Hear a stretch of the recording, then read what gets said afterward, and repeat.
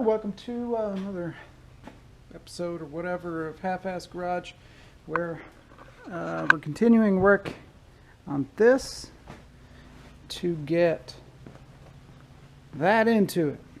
So I found most of the shifter linkage, although there is this part here. It's the backing plate for that, and it's hardened, and I don't know where these screws are. So they're like a fine thread, don't know what size, but I don't have any in this whole place. Like I have no idea where these went. No clue. It's been 20 years since this has been on a transmission. So I just kind of put some bolts on it and stuck it on roughly in the way it's supposed to go. It's just kind of like finger tight, barely in there. It kind of moves, but it's not correct. I don't want to get cranking on this thing without this plate on it. The plate goes behind here like so, and the bolts and this thing just kind of sandwich it in. But if I crank on this a bunch with kind of this slop in it, it will chip the chrome and it'll start kind of flaking off. I don't know if you can see, but there are like serrations in this thing, and they fit together kind of like a, like the the threads of a bolt. So they kind of fit together and lock it in so it doesn't move. But all of that requires this to be on that and then tighten down. So I don't want to get monkeying with it. Put this in my junk box, and yeah, I can't believe it. I don't have, there's just no bolts like that anywhere around here. But again, I would have to take it off anyway, so I've got more than enough time to order them, and that's it. Anywho, I'm gonna try to get that the 904 out of there today. I'm gonna work on taking off the exhaust. I'll try to get you in there with me if I can. I'll jack up the back so I've got a little bit more room in there. Put some jack stands under the rear end, and hopefully I can get a little bit more space in there to mess around. So I'll catch you in a bit. Once again, I'm forever grateful for working on Southern trucks. I didn't have to use any heat or anything to get the exhaust flange bolts off. So there they are, 1 3/4 inch pipe.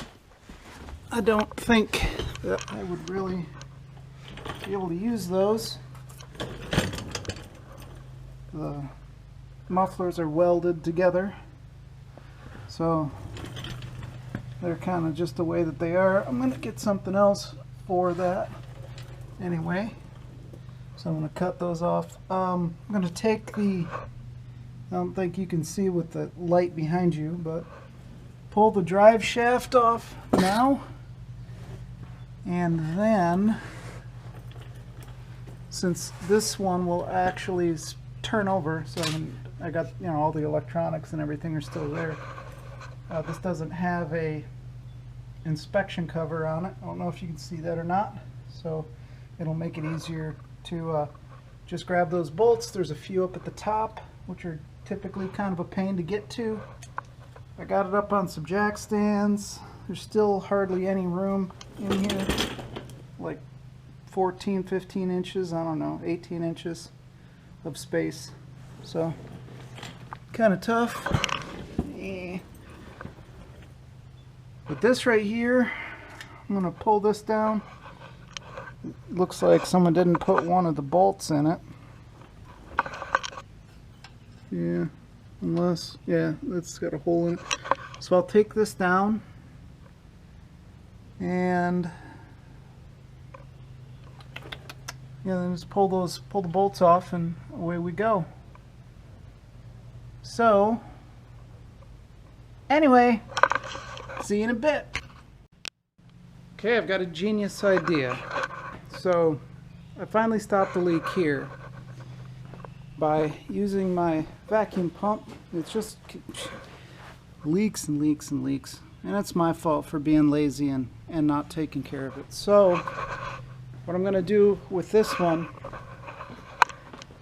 is I took some 3/8 inch line, stuck it down into the filler neck check tube down there, kind of got it on into the vacuum pump. Now we should, look at that, be able to pull up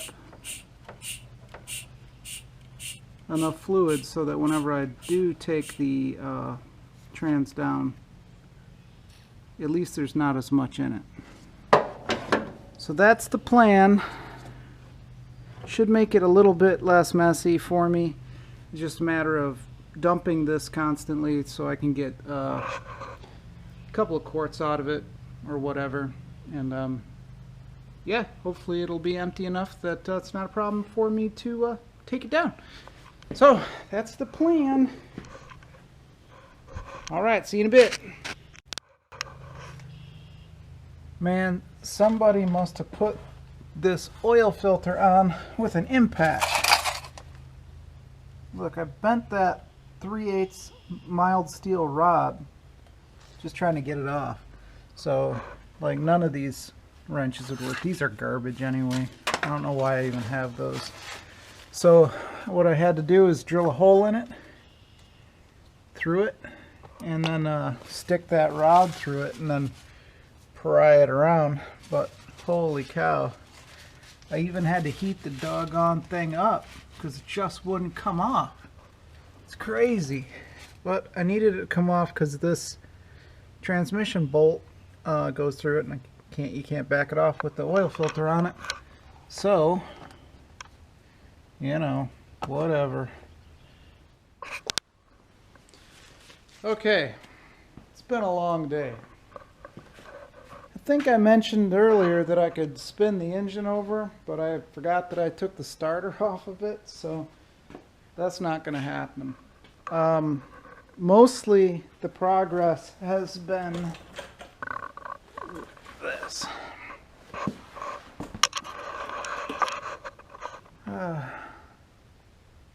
Getting the transmission off. So